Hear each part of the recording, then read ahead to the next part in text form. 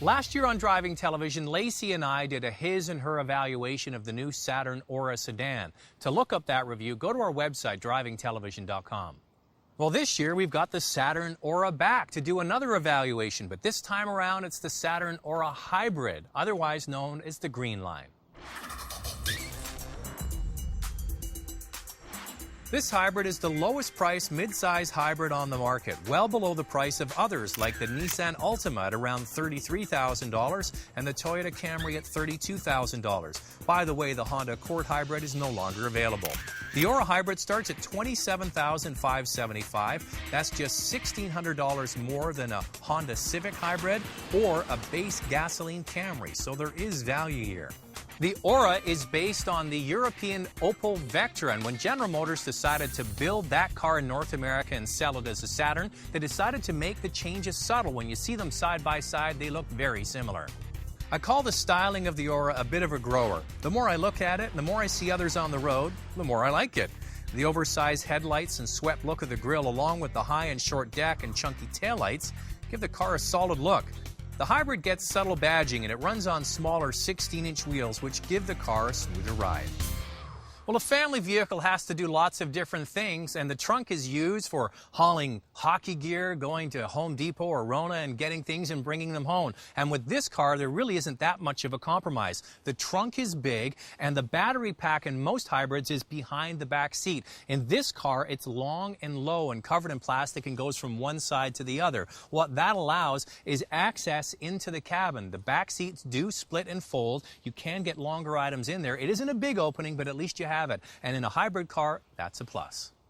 You'd think that this hybrid with its low starting price would be a stripped down car, but it's not.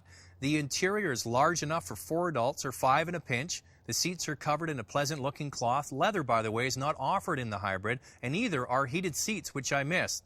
But you do get tilt telescopic steering, air conditioning, power windows and doors, an MP3 jack, CD player, OnStar, XM radio ready, and front side and curtain airbags. We've already talked about the equipment in this car, and it comes fairly well equipped, and there really are only 2 options. This particular car has them. There's the power sunroof and the preferred package. What that gets you is the 8-way power seats, radio controls on the steering wheel, and outside heated mirrors. So how does this Aura hybrid drive? Well, to be honest with you, you can't really tell that it's a hybrid, which is one of the reasons why I like it so much.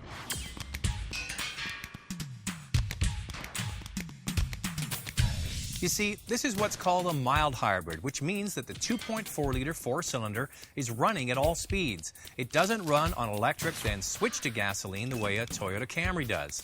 The electric component of the hybrid system is there to assist the gasoline engine, helping to reduce the load on the engine, giving better mileage. The only time the driver realizes that this is a hybrid is when you come to a stop. The engine switches off, then restarts as soon as the driver hits the accelerator. This stop-start feature is what really reduces the amount of pollution. That's when a typical car would be idling. Now this Aura hybrid with the 4-cylinder engine, 2.4-liter, matched with the electronic assist, works out to 164 horsepower, which isn't bad for this class. You might remember last year's Accord, their 4-cylinder was 166 horsepower, so it's really right in the pack there.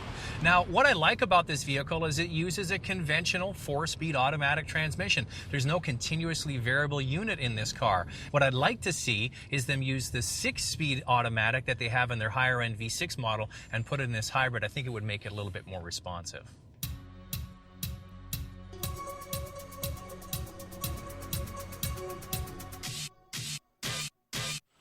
The compromise is the Aura hybrid isn't as fuel efficient as the competition.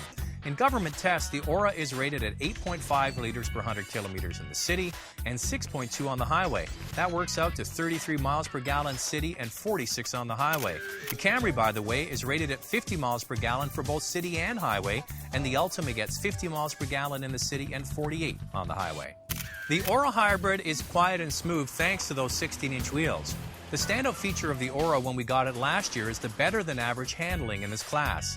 This hybrid is no different. It feels well-planted, sure-footed, and the steering isn't too light, but is a little vague thanks to the electric power steering.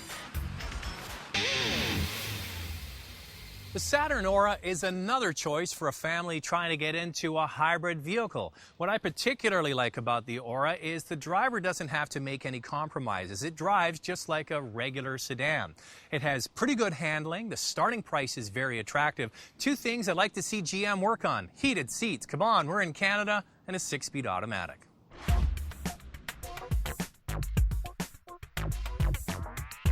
Want to buy a new car but can't decide? Go to driving.ca and do your own research by using the comparison tool.